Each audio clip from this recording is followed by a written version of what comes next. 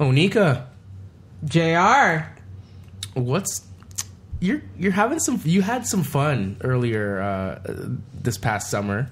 I did. I'm going to pretend like we're recording this right now in October, but we're not. So what is the most memorable moment about the Kemi Faces mental health campaign so far? Hands down, no question about it, the people. I've met 4 amazing people from all across Canada. They've touched my heart. They're in my hearts forevermore. Some of them I've been on the phone with. Some of them I have not yet. But don't worry, I'll be talking out your batteries soon. I'm talking to our guest right now. So it's the people? It's the people, for sure. So is that like one of those phony, like, corporate mantra, like, kind of things? Or No, you really believe it? You really mean it? I really genuinely mean it. It's the people. And once you meet all of the faces yourself, you'll know what I'm talking about. All right. Dysh.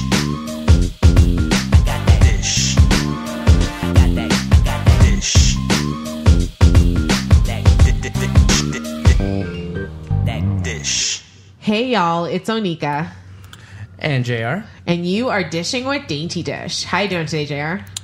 Today, I am better than yesterday, and hopefully I'll be better than this tomorrow. Ooh, good answer. How are you doing? I'm doing amazing. We're in the Faces campaign right now. And as I said, I've met such amazing, wonderful people with amazing stories. I feel like, who am I to even be a part of this campaign? Like, who am I? I would say the same thing. Yeah, honestly. Like, you've already heard some of the stories. So who am I? And we have one of the amazing people with us today. It's All Kinds of Crazy Wednesday we are recording for. And she's just going to let us know about her journey. So, Anita, please say hello to everyone. Hello, everyone. It's so great to be here. What a privilege. Oh, and how are you doing today? Really great. We had a great day of filming and headshots and getting to meet, as you say, such amazing people. It's been a real privilege. Mm-hmm. Mm-hmm. Yeah. So, what's been your favorite part so far? Well, I'd have to say meeting all of the faces, the same as you, and it's not just a corporate line. It really is. The people are so absolutely incredibly amazing, and the staff as well. They're so good. I sort of feel like a princess, don't you? A little bit VIP. Yeah, I feel like VIP. Yeah. So it was. It's been great ever since I left the airport in Ottawa. Mm. Mm-hmm. And that's where you're from. I'm from Ottawa. All right. Mm-hmm. Let's talk about your life in Ottawa. Did you grow up in Ottawa? No, I didn't. I was born in Scarborough, Ontario. Oh, you traded the Leafs for the Senators? At one point, that was good. Oh, no, we got to call this off. Nope, no Sens fans. Nope, they're not allowed. I flip-flop. I was a Sens fan when I was in Ottawa, but now I'm a Leafs fan that I'm back in Toronto. Yeah. Now that they're more in vogue. Yeah, a little on vogue. So tell us a little bit about the Wonder Years. Do you remember the Wonder Years? The show? I do. Yeah. Yes. You remember Winnie and Fred Savage and the whole crew? I remember Fred Savage. Winnie, I can't remember. But that was his love interest. Oh, okay. That he just had so much angst over. So like it was the hot brunette. The hot brunette. That was his whole life. His whole purpose was to get with Winnie. Oh, okay. But we're not talking about Winnie today. We're talking about the Wonder Years. So the younger years. Let's start with those. Well, I had a really solid upbringing. I was loved unconditionally by both of my parents. The most remarkable thing I think about my early years is that I was adopted. And I didn't know anything about my birth parents until very later in life. But I was adopted at the age of the ripe old age of 10 days old. So I was, very lucky that way, and bonded very quickly with my adoptive parents. And so it was great. And then during the high school years, I was really active in sports, and I was a cheerleader, and I did some public speaking, and I was an honor student, and I did a lot of traveling because we had a middle-class upbringing. My father worked for Air Canada as a manager his whole career. So instead of going to a cottage, we would fly to places like Jamaica, Barbados, Bahamas, Florida, Texas. Anyway, so we, had a very privileged upbringing, which was quite lovely, and got to travel a fair bit, which was great. So, yeah. So, my teenage years were wonderful. I was a lifeguard swim instructor and coach, and I started to notice a little bit of mental illness issues with just in the sense that shift work was really hard for me. And around my monthly cycle, I had mood swings. So I was starting to notice problems then. And then I also required an awful lot of sleep. But all of these were attainable because our family was very regimented in schedule and had regular routines. And I had my own bedroom at home, which was great. So nothing really sort of tipped the scale until I went to university. And rumor has it you went to my alma mater. Yes. Before I went to Carleton, though, I went to, so from Scarborough at the age of 7, I grew up in Beaconsfield, Quebec, on the West Island of Montreal. So that was wonderful. But, I was accepted to Western University, went there, and that's when I was living in residence, and I had a roommate for the first time.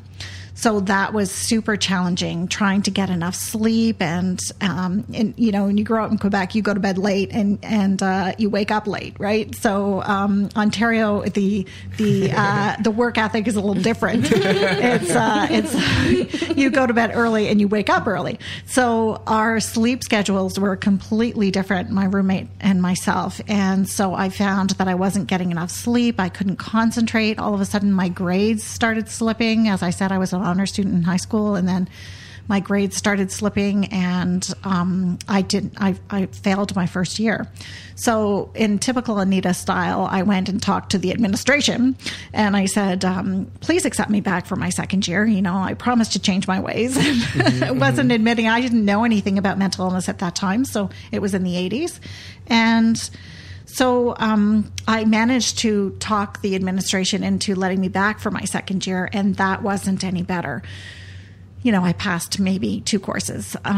So they basically said, you're going to have to take a year off and come back after you've taken a year off. So I decided to turn lemons into lemonade, and I flew to Paris, France, to improve my French language skills. And I said to my dad, because this was the 80s, and Pierre Trudeau was very the other Trudeau was very popular at that time. So I said to my dad, well, I'll study at La Sorbonne while I'm a jeune fille au pair. And if I don't come back fluently bilingual, at least I'll have charisma like Pierre Trudeau, because he studied at La Sorbonne as well. So anyway, so that was quite the disaster, actually. So what happened when I got over to France was I was a jeune fille au pair. And during the summer before I went to France, I was living in Burlington, Ontario, but I went back to visit my friends in Montreal, my high school friends. And at a bar in Montreal, I met this PhD engineering student called Alan, and we started dating. It was a long-distance romance between Montreal and Burlington, Ontario. But we were pretty serious. So I went off to France, and, he said that he would wait for me. He gave me a ring. And so I decided, because remember, my dad worked for Air Canada, so I had free airfare. So what better thing to do? Anika, you can relate to this. Obviously, I could feel it coming on already before you even say it. I know what you're about to say. It's the long weekend in November, because his birthday was at that time. I flew home from Paris to Montreal for the weekend. And I got back to work early Monday morning to be, to fulfill my jeune fille au pair duties, which is a nanny in France in French language. So I was up early Monday morning. And if anybody has bipolar disorder or any mental illness whatsoever, you'll realize that jet lag is a real trigger. And so that just threw me completely off balance. And I struggled until Christmas time, and then I went home and there was a suicide attempt. I ended up on the psychiatric ward of the Brant Memorial Hospital and spent my 21st birthday there, and I was unable to return to my duties in Paris. So that's how that ended. Okay. So when did you start going to Carleton? So my mother was amazing. Very interestingly, in the 80s, even though I was on the psychiatric ward, they didn't diagnose me and they didn't medicate me.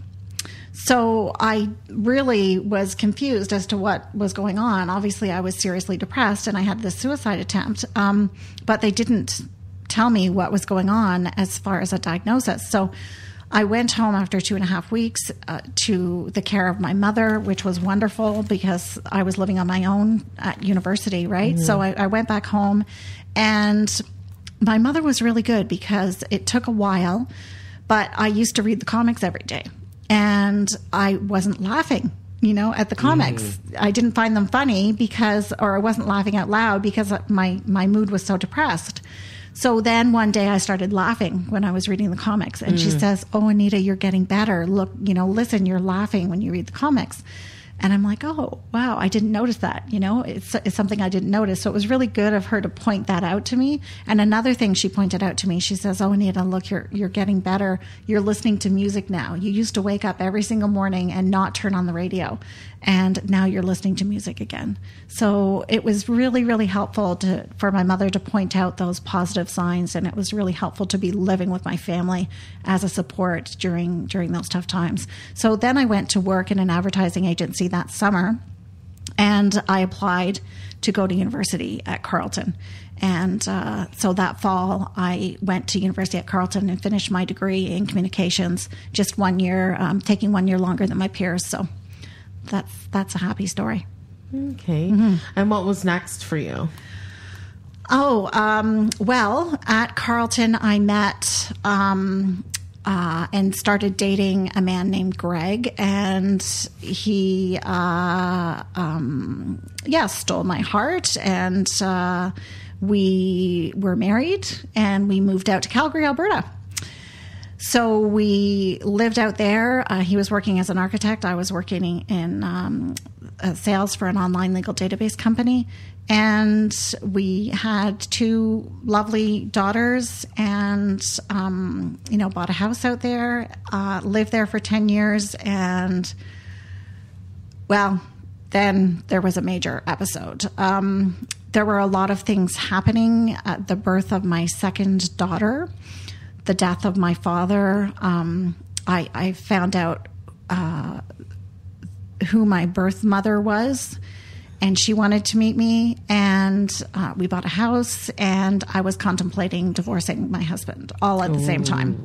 So this was in the span of a few months. All of these pressures, all of these life pressures. So, on that psychological chart, they sort of rank all these life pressures, and I was like right up there. So like a pressure cooker. A pressure cooker. And my dad had passed away, and I was contemplating divorce, and I was raised Catholic, you see. So I was really, the hamster was going, I was really close to my dad, and I couldn't talk to him about it. And the hamster was just going around and around and around in my brain. And I was thinking, oh my gosh, I have these 2 young children. They're 2 and 5. How can I possibly make it on my own? And so I wasn't sleeping. I wasn't sleeping for like 2.5 months. Mm-hmm. And so I presented myself at the family doctor, and she thought that I was depressed. I took 1 antidepressant and became mercurial. I was so in the stars that that's when I couldn't sleep for 2.5 months, right? So the psychiatrist at the time said to me, she put me in touch with a psychiatrist, and he at the beginning of this 2.5 months, he said to me, I think you might have manic depressive disorder. And he said, but he said, I'm not sure. So he says, if you can't sleep, let us know and we'll give you something to help you sleep. Well, I went home and my husband was complaining about me keeping him awake and he thought he was going to lose his job and all of this stuff. But even though he was sitting in that psychiatrist's office with me and he was more with it than I was, he didn't think of taking me back to the psychiatrist to give me something to sleep, to help me sleep, right? So 2.5 months later, I end up on the psychiatric ward of the Foothills Hospital, and I was diagnosed with bipolar disorder. And I stayed there just for 2.5 weeks because they wanted to get me back home to my children because, I was taking care of my children full time at the time.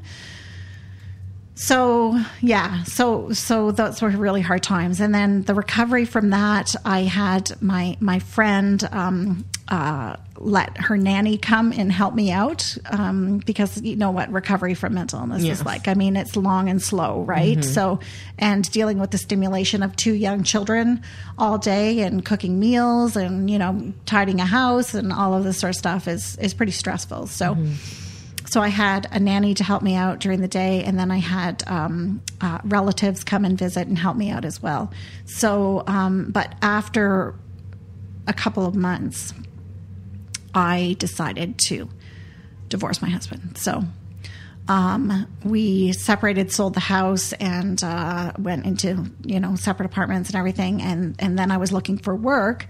And after a few months, I found work. I got an offer in Toronto and in Ottawa. And so we decided, because his family was from Ottawa, my family was in Toronto at the time, but we decided that the cost of living and just the general lifestyle would be more affordable for us in Ottawa. So we decided to move back as a family to Ottawa in separate houses, and then I went back to work full time, and I was good for a few years. But then what happened in about 2000, at the age of 35, I started experiencing these delusions and was having psychosis.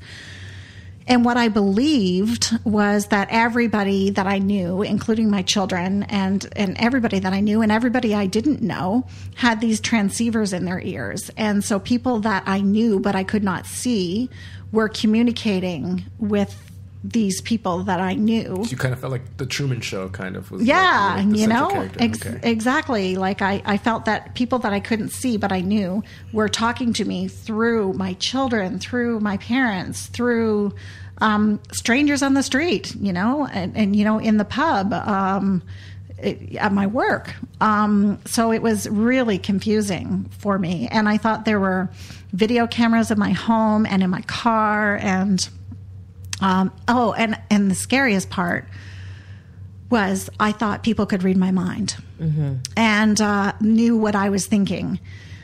So this was all very, very scary for me and very confusing. You can imagine if it's like these messages are being delivered to you, but you're like, okay, who's speaking to me? First of all, it's not my daughter speaking to me, it's somebody else speaking to me. So I had to figure out who that was, right? And it was all very, very confusing and very, very scary. So that lasted for quite a long time. And then in 2006, this is the short version. I was hospitalized 7 times since my 20th birthday.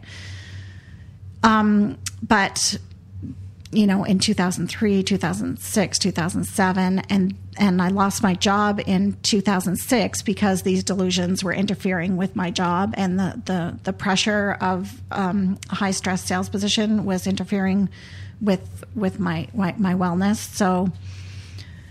So I had to go on long-term disability in 2006. And then in 2008, I lost the ability to keep track of paying my bills. And my children, unfortunately, because my delusions were interfering with my parenting skills, my children went to live with their father full-time.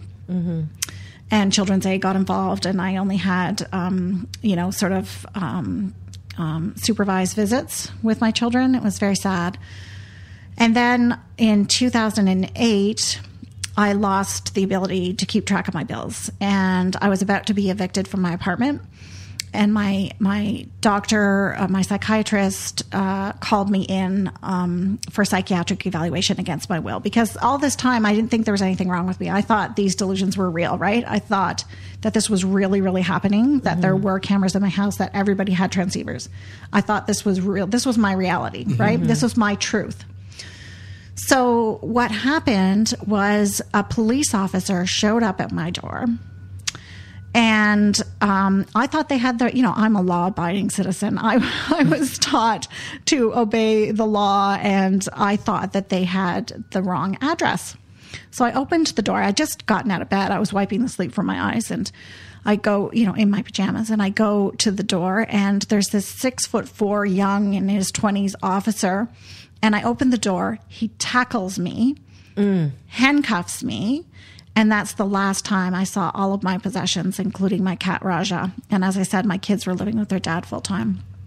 And then they took me in for psychiatric evaluation. A female officer came in and got my, just the basics. I mean, she was going through my underwear drawer and picking out underwear for me and, like feminine supplies. And it was so embarrassing. And then my neighbors saw me being taken out, and they were like, oh my God, what's going on? You feel like a criminal. I mean, in no other illness are you treated like a criminal than with mental illness, right? So, and as I say, I was law abiding. And so then I was put in the back of the police car and taken into the hospital for psychiatric evaluation. And I just told them that I refused all treatment because I didn't think there was anything wrong with me. So then I couldn't go back to my apartment because I hadn't paid my rent, and I was about to be evicted. So by the time I got out of the hospital, I had actually been evicted from my apartment. So they discharged me to the street, and the address that they gave me didn't exist. So it was in the market area of Ottawa, and it was near the Shepherds of Good Hope. And I was living a middle-class lifestyle. I didn't know anything about the homeless situation in Ottawa, but I walked around the streets and I saw the Shepherds of Good Hope. So I went to the door, which was near the address that they gave me, which was an abandoned building. So I went there, and they took me in, and they said, there's a women's shelter that does a bed check at 1 a.m. So they said, if you can wait till 1 a.m., we'll see if we can get you in there, because the Shepherds of Good Hope is really nickname among people who know it, the Shepherds of No Hope. So, it's really quite a rough shelter. And so I was able to get into this women's shelter, the Cornerstone Women's Shelter, and it was like a palace in comparison. So I was really grateful for that. I stayed there, over a year, and then I went to live in my car for a year. And it was really scary for my kids. I didn't realize until much later that living in my car, I was off the map, because their stepmother was a social worker. So she could look into where I was and, where I was staying. So she knew that I was at the shelter. And, she said to the girls, don't worry, she's at the shelter, she's being cared for. But then when I went to live in my car, nobody knew where I was. So it was very scary for my daughters. And at the time that I was having these delusions and I was refusing treatment, I lost contact with all of my friends, all of my family, and my children as well. So basically, for about 3 years of my life, I was totally alone. And the only people that I was friends with were the people who were paid to care for me. So it was really, a real low part of my life. But anyway, so how that all changed, you might ask, is, I might. How did I eventually get help and get back on track? Well, I was causing a disturbance at the shelter. So after living in my car for about a year throughout the winter as well, and an interesting part about living in my car for a year is that I set this goal to run a 10-kilometer race at the National Capital race weekend. So I trained for and competed in a 10-kilometer race while living out of my car. So I was quite proud of that achievement. That's dedication. Amazing. That's dedication, Yeah. for sure. Because, I had to like find a place to shower and, make sure I got enough sleep. And anyway, so I was pretty proud of that. But anyway, after living in my car, I went back to, my car was possessed because I wasn't getting mail, right? Mm-hmm. I mean, when you're homeless, you don't have any possessions, you don't get mail. So, as you know, cars require registration and, insurance to be paid for and all of this sort of stuff. So the police pulled me over because they saw that my little sticker was outdated. And, so they possessed my car. And so I lost my car as well. So I went back to the shelter. Fortunately, they had a room for me. And then I was causing a disturbance at the shelter because I wasn't physical or anything. I wasn't violent or anything. It was just an argument that I got into because people were disagreeing with my delusions, right? And I'm like, that's not a cool thing to do. Is you don't have to buy into the delusions that people are having, but you can connect with the emotions that the people are having. So okay. So you could say you must be really frustrated, or that must be. Really frustrating that, or you must be, really feeling spied on or have some empathy. Scared empathy, or exactly be empathetic, right? Connect with people's emotions. But a lot of people, what they do is they don't know how to do that. So they'll argue with you. They'll just say, oh, that's not true. You're being paranoid and, there's no cameras in this place and, all of this sort of stuff. So I'd get into a disagreement with people and so the police were called and they quickly realized that it was a mental health issue. So the ambulance was called and then they took me into the hospital and then they formed me, which meant I was there to stay, right? And they kept me on this endless list of forms. So I went from one hospital to another hospital and then I ended up at the Royal where the worst cases go. And I was at the Royal for 7 months. And one of the changing points for me with the care, the excellent care, the Royal is one of the foremost mental health facilities in Canada. And I was so fortunate to get a bed there. And I stayed there for 7 months. But one of the landmark moments was when my psychiatrist said, "Don't you ever want to see your kids again?" And I said, well, of course, I'm a good mother. I want to see my kids again. And she says, well, then you're going to have to trust us and you're going to have to accept the care and take your medication. And, and at that moment, it was just like a light bulb went off, and I was, wow, oh my gosh, I've been wrong all these years. This really isn't happening. And so I started accepting treatment and then I was discharged and I was followed by an AKoC team, which is an assertive community treatment team. Yeah.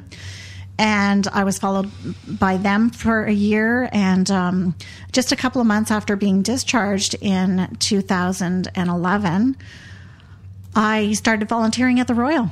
And that's when I really started my recovery and it started to take off. I started doing peer support and peer facilitation of a wellness recovery action plan group. I don't know if you've heard of RAP. I know RAP. Yeah. I got RAP 1. Yeah. So, and then I became a RAP facilitator and then I started facilitating and I brought my journaling group called Journaling as a Wellness Tool to the ladies at the Royal. And I facilitate that about 4 times a year for the last 5.5 years. And it's a 6-week group. Just changed into a 7-week group, actually, 2 hours a week. And I'm a patient advisor. I was a patient advisor for the Client Advisory Council at the Royal for 5 years. And then I've done some work with Health Quality Ontario and most recently with the Champlain Lynn. And I also do a lot of public speaking. I've shared my story over 125 times. Over the last few years to help reduce the stigma of specifically psychosis. Because a lot of people are afraid, like my official diagnosis is schizoaffective bipolar disorder. And a lot of people are afraid of that schizo part and feel as though people are going to be violent. And that's how it's portrayed in the media. So and when they hear about these delusions, they're often scared and feel that I might be unpredictable. So I feel really important to get the message out there that there can be alternate realities, and you don't need to be afraid of it, right? So, Can you explain the schizoaffective part? I never, I'm a little out of touch with I know schizophrenia and I know there's schizoaffective disorder, but would you describe schizoaffective bipolar disorder? So there's elements of like the psychosis. The way I describe schizoaffective bipolar disorder for me is basically bipolar disorder with delusions. So I was having these delusions. I wasn't having hallucinations or anything, but I was having trouble with my concentration, and I was having delusions. So that's like the psychosis part. Okay. I have a question. What's your relationship like with your children today? Thank you for asking that. Yes.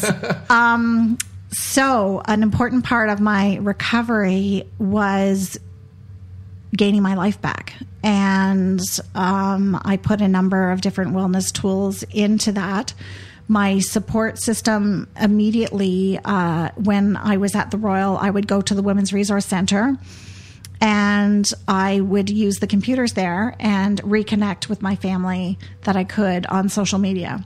Oh, nice. So my youngest daughter, who was 16 at the time, so I missed her whole teenage years, first boyfriend, first breakup, all of that sort of stuff. Talks about gender identity, that's an important age to be really talking about those types of things. So she was really joyful to find out that I was alive and safe. And so she came as soon as she could to the hospital because I was not allowed out. So she came as soon as she could to the hospital to visit me. And it was a teary moment and, a very bittersweet moment. She was so happy to see me after so many years. Mm-hmm. And so that was great. And she had a boyfriend at the time, and they would come and bring like picnic lunches once I was able to get out on the grounds, and he would bring his dog, and so their dog named Alfie, after the captain, the Senator's captain, Alfie, would come with their picnic lunches, and it was really quite nice. When I got set up in my apartment as well, they helped me build my IKEA furniture and would come over for dinners, and my daughter would come over pretty well every weekend to visit me. And then she went off to university in Halifax, but we're really close in the last year. Now she's living back in Ottawa, and we meet every Thursday afternoon. Nice. Yeah, nice. We have lunch together every Thursday afternoon, and then we go for coffee, or I'll cook for her. She's recently changed from vegan to eating meat, and but she's celiac, so she sometimes complains about my cooking, but anyway, I enjoy cooking for my family. So yeah, and another important part of my recovery is the whole support network that I have at the Royal. I call them my Royal family. So my fellow volunteers, my peers, the staff, and my knitting group that I take at the Royal. All of those people are called my Royal family, and they're such a huge part of my support network. And then in 2015, I was lucky enough to be awarded the Inspiration Award through the Royal for the work that I do to help reduce the stigma of mental illness. And also in 2015, I met a wonderful man by the name of Ron, and we soon started dating, and we were married last July 1st. The hottest day of the century in Ottawa. Oh, well, happy 1 year and a little bit. Yeah, thank you. Yeah. Mm-hmm. Okay. Do you do it? Oh. I have one more thing to say. Yeah, go for it. You were asking about my daughters. My oldest daughter, we were estranged for the longest time, and we had very difficult relationship because she was older and she understood a bit more and feels as though she received the brunt of my illness, right? So she feels like her younger sister was protected from it a little bit more. Anyway, she had difficulty accepting me back into her life. So, but she was married last year, October 4th, and out on Vancouver Island. So all of my friends and family got together for a wedding gift and gave us money to go out to her wedding, and I was invited to her wedding. That's amazing. And I was able to give a very short speech at her wedding as well. And just this past June, she added me as a friend on Facebook. So now it's official. It's official. It's official. It's official. Once it's on Facebook, it's official. Yeah. So I'm overjoyed that we're starting to build a new relationship. That's neat. Yeah. Neat. Okay. So traveling. You spoke earlier about jet lag. What was the experience like that? I guess it's only 3 hours from here to BC. Was there any challenges you had to face during that time? Yes, I did struggle with jet lag going to BC as well. I really had to make sure that I got enough sleep, and that was more sleep than most people. Like I would need like 10 hours, and this was part of our honeymoon. So anyway. Yeah, so I really struggled with jet lag. And then it took me about 3 weeks when I got back from Vancouver Island. We were there for a week. It took me about 3 weeks to fully recover. Oh, wow. And I had a recurrence of my symptoms. So, it didn't interfere with my life because I don't believe them to be true anymore. I notice that they're there, but they don't take over my life like they used to. Okay.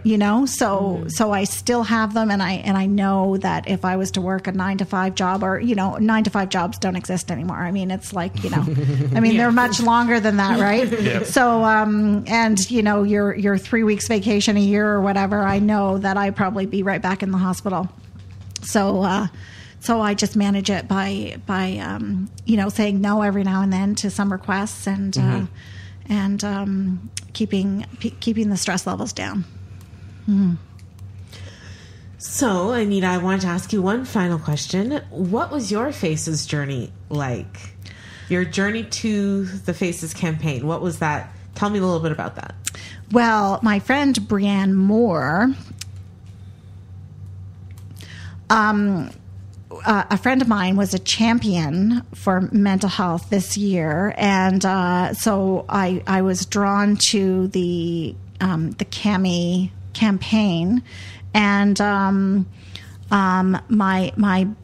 boss went to the gala for the Champions campaign, and so we were looking on the website and we saw the Faces campaign, and so we were discussing it, and my boss decided to nominate me for the Faces campaign, and I was called up, which I was really grateful for, and I thought it was like a rejection, I thought.